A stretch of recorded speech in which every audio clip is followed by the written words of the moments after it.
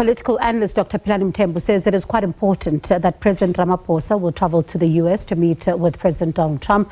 Mthembu says this will enable these partners to reset their strained bilateral ties. The presidency confirming, of course, as we've said, that the president will be in Washington, D.C. next week. As Khumalo has more on this. I think the first thing that we must welcome is the fact that you are having a physical meeting between President Ramaphosa and President Trump.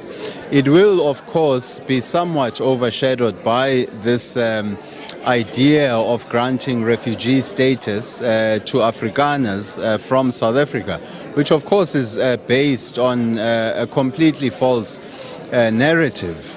But I think what we also need to understand is that the Trump administration is trying to impose penalties on South Africa for its position in the International Court of Justice. And so, we shouldn't look at it lightly, the fact that they keep insisting on this word of genocide, because of course we have accused Israel, of possibly committing genocide in Gaza.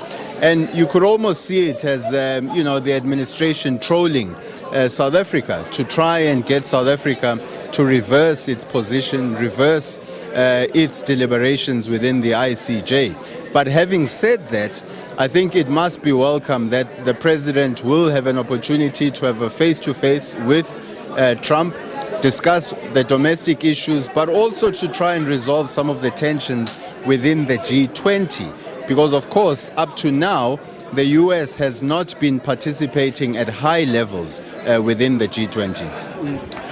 While we have you, Doctor, let's look at the journey so far for South Africa. I mean, we've seen the Foreign Affairs Ministers meeting in South Africa in February and quite a number of tracks meetings being held in so many parts of the country. What do you make of South Africa's performance so far? In fact, they say we're a pen holder for this G20. Well, it's an important position that we read, but I think what is important is also to manage expectations, both within the country but also internationally.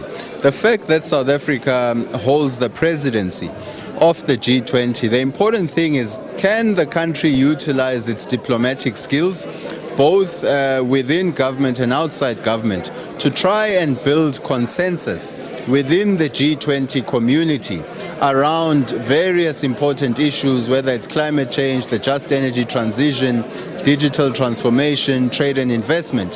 So the fact that we are hosting the G20 does not necessarily give us the authority to dictate the agenda. However, it does put us in the driving seat of facilitating the negotiations that will be taking place and hopefully finding consensus around an outcome document. And that means we need to find a way to balance some of those geopolitical tensions, to smoothen ties and so forth. So I think the way we've handled the tensions are quite mature, because that is what a country holding the presidency should be doing, rather than being confrontational.